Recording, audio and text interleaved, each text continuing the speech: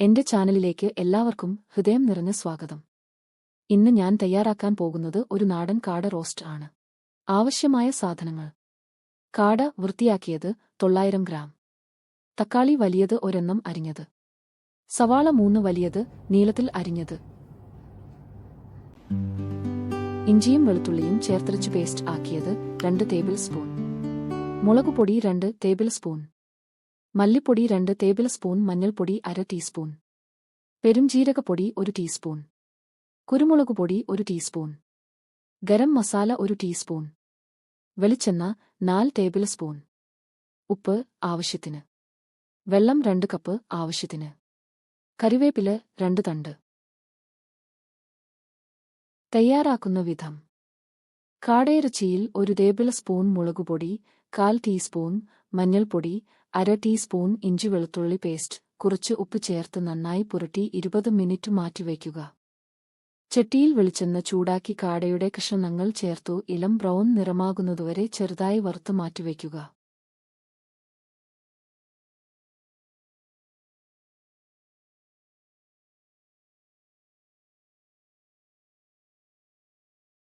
ചീനച്ചട്ടിയിൽ 2 table spoon എണ്ണയൊഴിച്ച് കറിവേപ്പില, സവാള എന്നിവ ചേർത്തു ഇളക്കുക.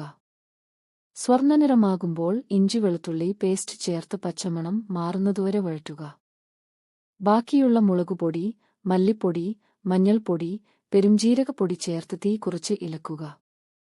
തക്കാളിയും ഉപ്പും ചേർത്ത് നന്നായി വഴറ്റി എണ്ണ തെളിയുന്നതുവരെ വേവിക്കുക. അതിലേക്കു 2 കപ്പ് വെള്ളം ചേർത്തു തിളപ്പിക്കുക.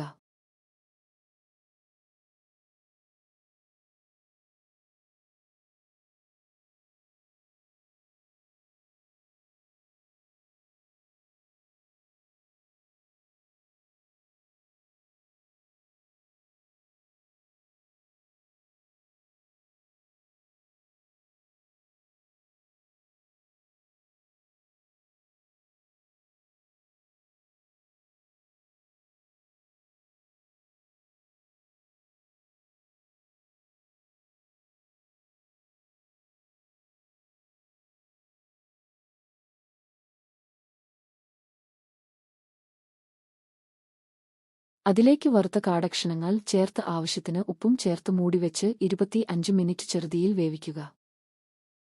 ആ വെള്ളം വറ്റി മസാല കാടയിൽ നന്നായി പൊതിഞ്ഞാൽ ഗരം മസാലയും കുരുമുളക് പൊടിയും ചേർത്ത് 5 മിനിറ്റ് കൂടി ഇളക്കി റോസ്റ്റ് പരുവത്തിലെത്തിക്കുക. അവസാനം കുറച്ച് കറിവേപ്പില ചേർത്ത് ചൂടോടെ ചപ്പാത്തി, പൊറോട്ട, നെയ്ച്ചോർ അല്ലെങ്കിൽ ചോറിനൊപ്പം വിളമ്പാം. ഈ വീഡിയോ അവസാനം വരെ കണ്ടതിന് ഹൃദയം നിറഞ്ഞ നന്ദി. ഈ റെസിപ്പി നിങ്ങൾക്ക് ഇഷ്ടമായെങ്കിൽ വീഡിയോയ്ക്ക് ഒരു ലൈക്കും ഷെയറും നൽകാൻ മറക്കരുതേ. ഇനിയും ഇത്തരം രുചികരമായ റെസിപ്പികൾക്കായി ചാനൽ സബ്സ്ക്രൈബ് ചെയ്യുകയും ബെൽ ഐക്കൺ അമർത്തുകയും ചെയ്യൂ. അടുത്ത വീഡിയോയിൽ വീണ്ടും കാണാം.